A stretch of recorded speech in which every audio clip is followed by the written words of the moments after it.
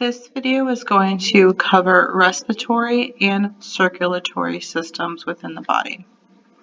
So starting with respiratory, the respiratory system is a series of organs which take in oxygen and give off carbon dioxide, which is the primary function of the respiratory system.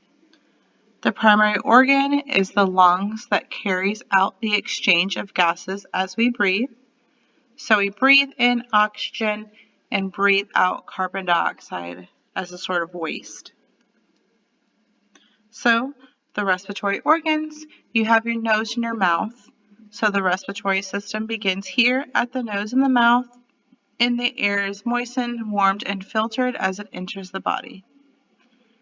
The pharynx, or the throat, is the passage that leads from the cavities of the nose and the mouth to the larynx.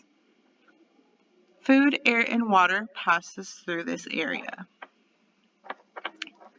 So the larynx, or the voice box, is a hollow muscular organ which holds the vocal cords, or the voice box, which produce sound by contracting and relaxing. The trachea, or the windpipe, is a tube that carries air from the larynx to the bronchial tubes. It is covered in cartilaginous rings for protection. So cartilage, basically.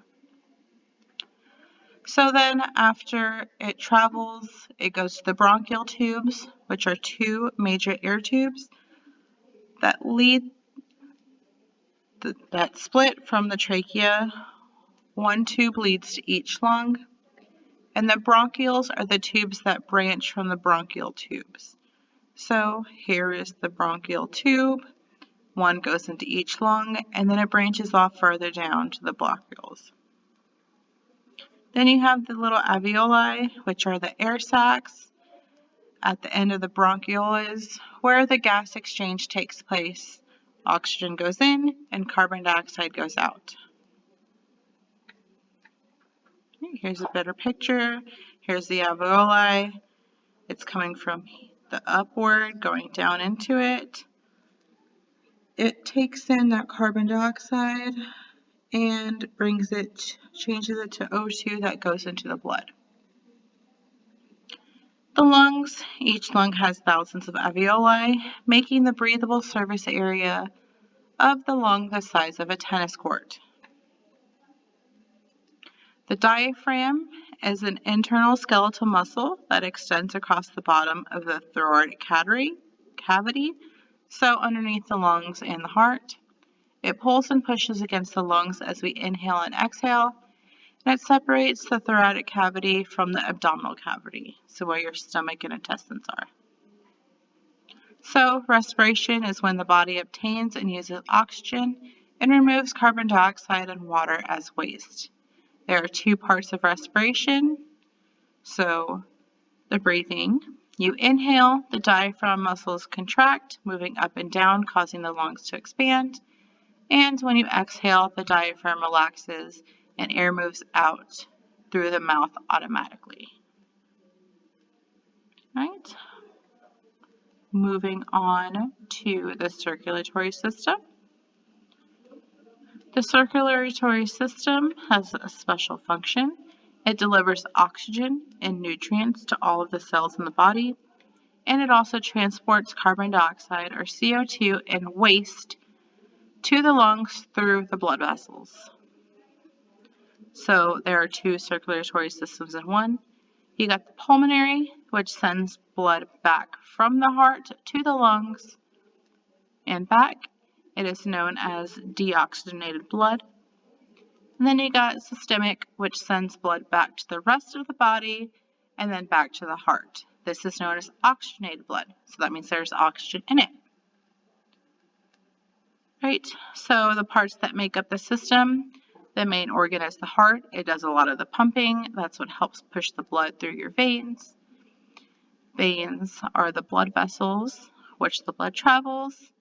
Then you have arteries, which are other blood vessels, and then finally the capillaries, which are teeny tiny little ones. So the main blood vessels are the aorta, the main artery in the heart, which carries oxygenated blood to all parts of the body except the lungs. So this helps push that oxygen blood, or the oxygen in the blood, out to the rest of the body, towards your fingertips, and it helps cycle. Then you got the vena cava, which is a large vein that carries deoxygenated blood back to the heart. It is consisted of the superior vena cava, which returns blood from the upper body, and then the inferior vena cava, which returns blood from the lower body. So blood vessels carry blood to every cell. The arteries are oxygen-rich blood carried away from the heart to the body. It's lined with smooth muscle to contract and dilate. And the veins are what transport the oxygen-poor blood from the body back to the heart. And it has valves to prevent backflow. So that means the oxygen-poor body cannot move backwards. The heart forces or pumps the movement of blood throughout all parts of the body. It contains 4 chambers. You have the atria, there's 2 of them. Singular is atrium. So the 2 upper chambers that receive blood. And then you have the ventricles, which are the 2 lower chambers that pump the blood. So the left ventricle pumps blood to the lungs, and the right ventricle pumps blood to the body. So inside of these chambers you have valves. Valves control the flow of blood to the heart by opening and closing during contractions.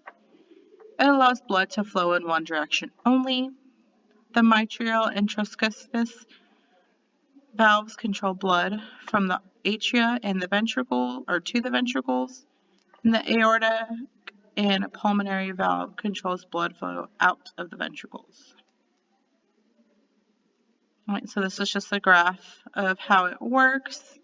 The superior vena cava and the inferior vena cava goes to the right atrium, through this valve to the right ventricle, through the pulmonary valve to the pulmonary artery, then to the lungs, then to the left atrium, then to the left ventricle, then down to the aorta, and then out to the rest of the body.